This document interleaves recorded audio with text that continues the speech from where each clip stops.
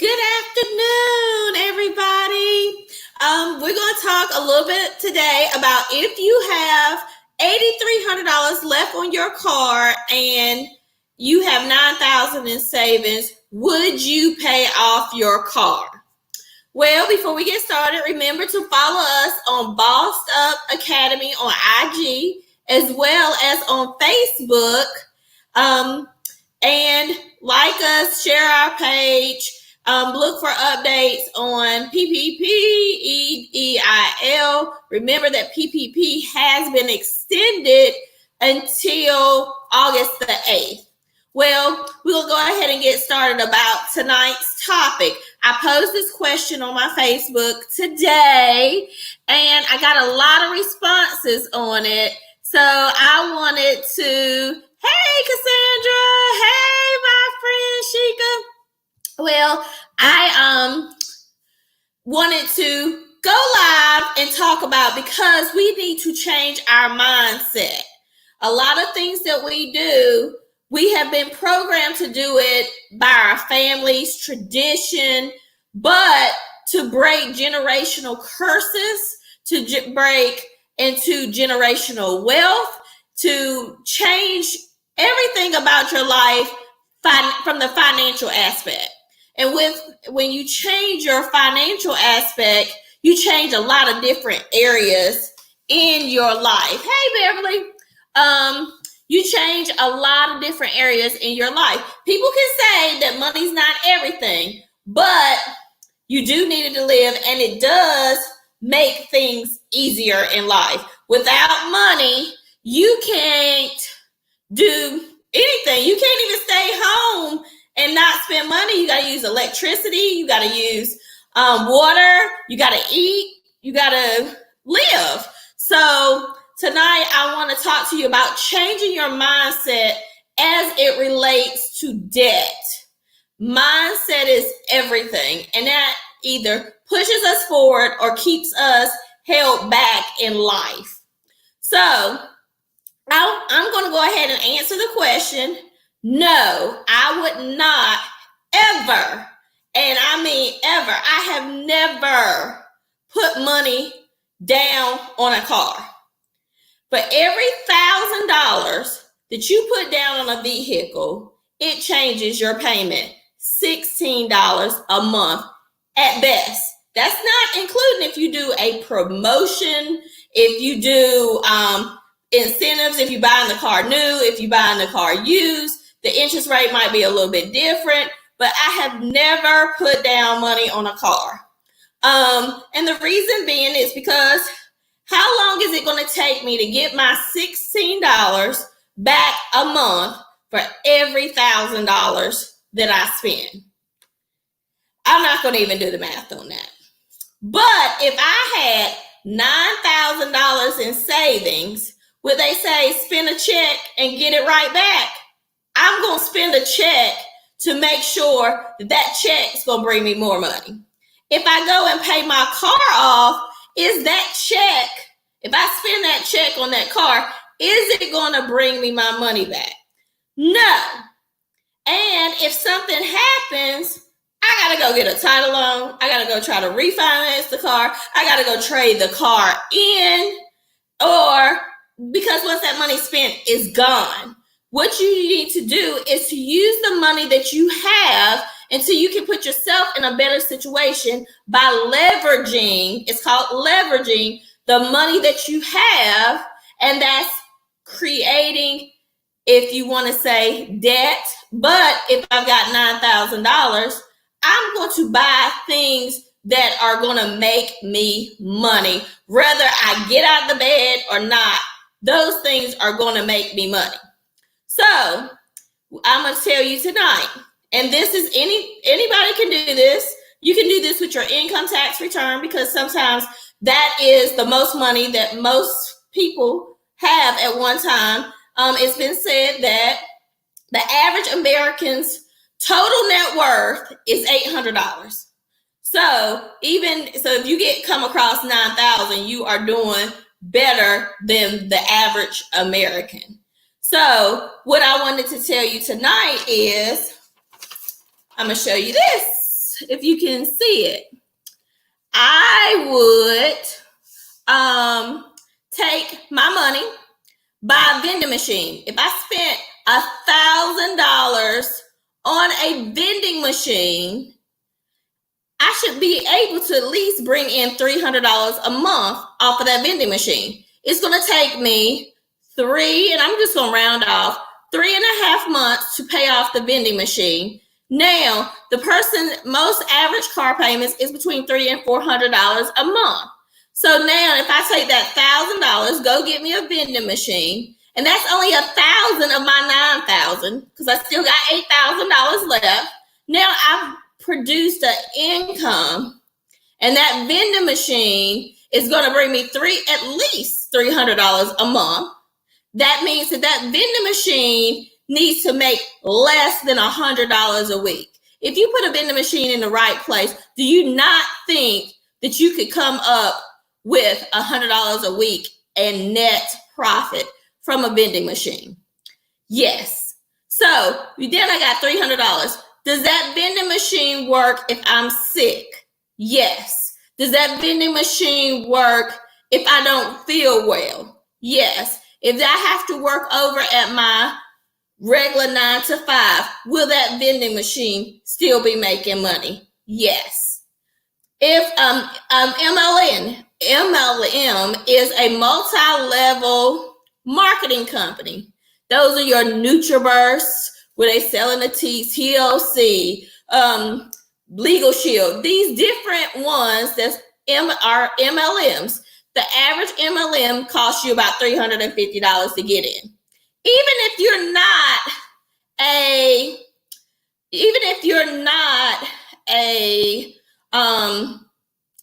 top seller, because you not produce or find $350 a month, if that will cover your car payment. Also, another big thing right now is photo booths. How much does a photo booth cost? Depends on how sophisticated you want of a photo booth. But on average, you can find a photo booth, or you can just do the props and take a camera and have an instant printer. And you actually can start a photo booth for less than $1,000, but I gave more credit here than probably normal. If you book 2 weekends a month on 2 Saturdays or Sunday or whatever, you should be able to make at least $300 off of each booking. Now you're making $600 a month. If your car payment is $400, are you not able to pay your car payment and pay your light bill? Or do you want to go dump that on there so that you don't have to give the bank? Because that's a lot of people say interest. They want to save. They don't want the bank to have their interest. Well, if the bank is borrowing money, why are you above borrowing money? That's what the bank does. They borrow money from you through your savings accounts, through your CDs. They borrow money from you at a low interest rate. That's why they don't really give you a return on the money that you keep in the bank.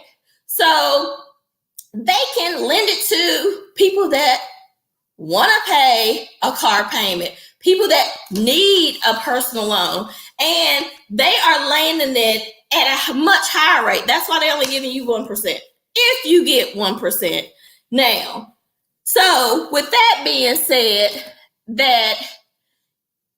do you just want to keep the bank from out of your $400 car payment? The bank might be charging you $50 a month interest. So you're going to go pay your car off so that you don't pay the $50 interest. And now you back on broke and you got $700 and you stressing because if one repair happens to the car, now you've exhausted your other $700. And then where are you? Where are you left? What are you going to do with that? So if I send out money to make more money to bring it back, I'm making a profit. And as long as I'm gaining interest, because guess what? If I'm making $300 every 2 weeks off of my $1,000 investment, I'm in the positive. So how much interest am I gaining by being able to make $600 rather than eliminating a $400 car payment? Because now I got $400 to pay my car payment, plus I got $200, then I can pay my insurance. So you got to think, change your mind. It's good. Rich Dad, Poor Dad. If you haven't read that book, I highly recommend that you do. I know that he's got a lot of controversy around his name right now, but the overall concept is something that people need to know to understand financial literacy. You got to change your mindset. You can't say, oh, I can't buy that. I can't. You got to ask yourself, what do I need to do to be able to afford that? When you get that mindset and your wheels start spinning and you start generating additional income, then it'll change your life. Thank you, Sheikah. So yeah, I got somebody to co-sign on the Rich Dad Poor Dad, but you got to grasp that concept and understand it. So when you send out money, make sure that you're going to bring something back.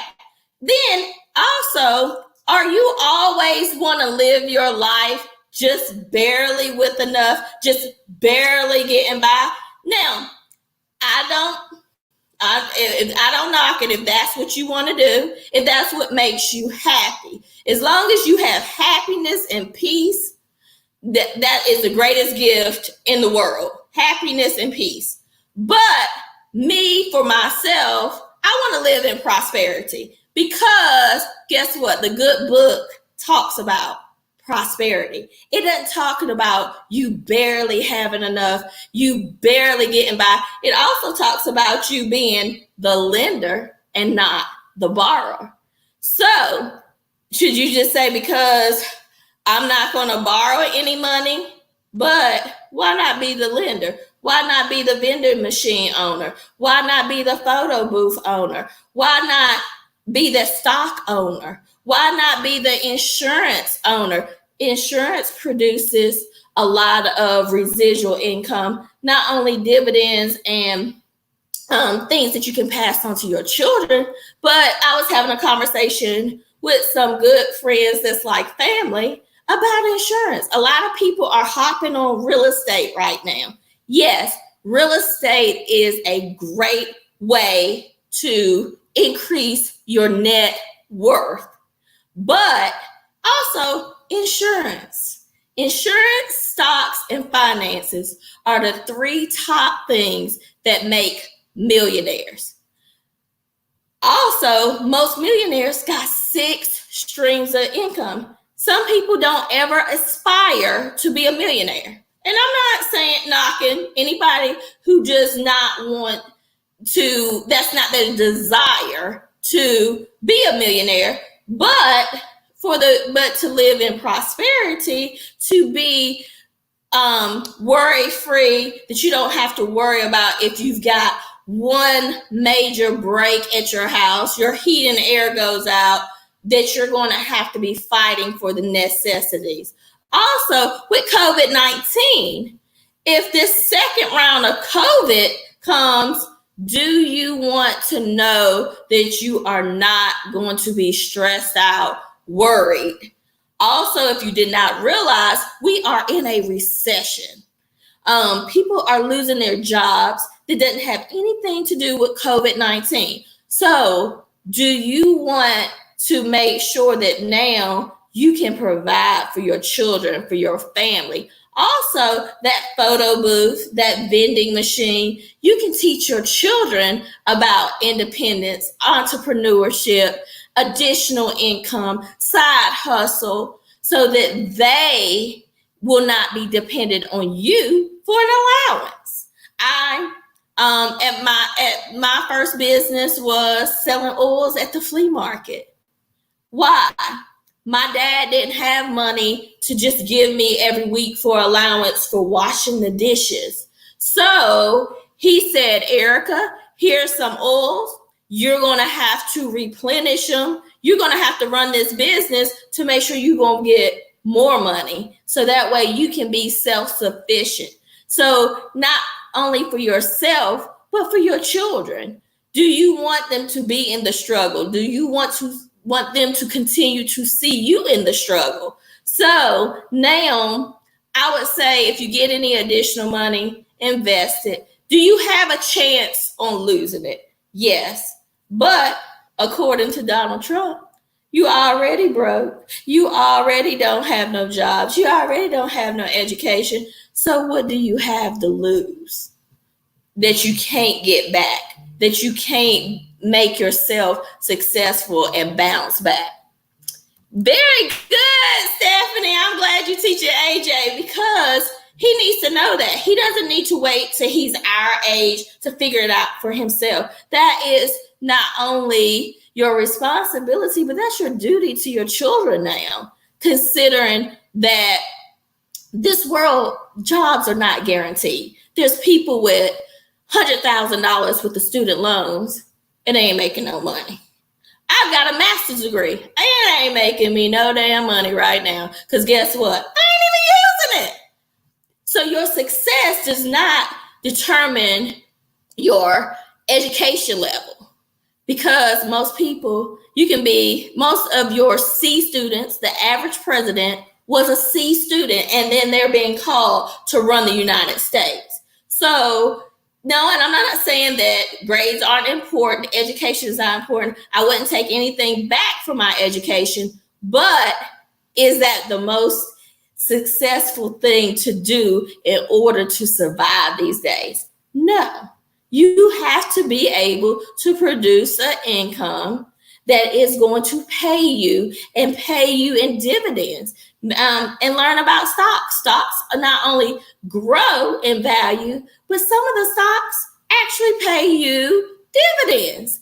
Insurance policies, they don't all just term life. You got whole life where you can get that policy paid up. You can have a cash rider on it. You can get you a mutual fund, different things like that it's going to increase your security, your balance. And again, I hear people say money not everything, but the same people who tell you money not everything are the same people who come and say, can I borrow $20? Can you pay my light bill? Can you help me pay my light bill?